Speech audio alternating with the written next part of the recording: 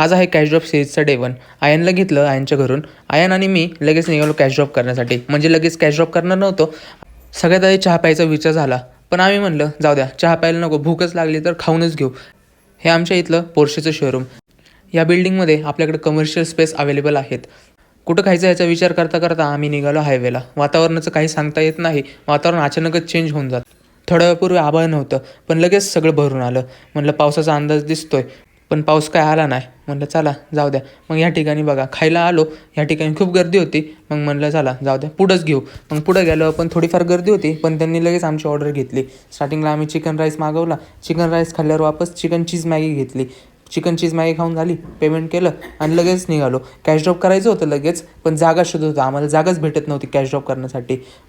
Cash drop करू सहजासहजी कोणाला भेटली नाही पाहिजे ना.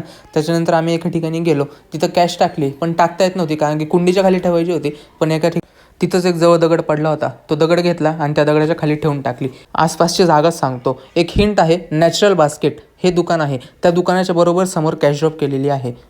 मग कॅश ड्रॉप केली. कॅश ड्रॉप केल्यानंतर मी आणि आयन एका ठिकाणी पार्सल घ्यायला निघालो. तिकडं सँडविच एक चांगलं भेटतं. मग ते सँडविच पार्सल घेतलं.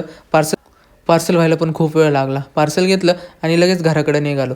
घराकडे जाता जाता आयन म्हणला मला कटिंगच्या दुकानावर सोड. पण आम्ही कटिंगच्या दुकानावर गेलो, पण ते कटिंगचं दुकानच बंद होतं. मग घरी आलो.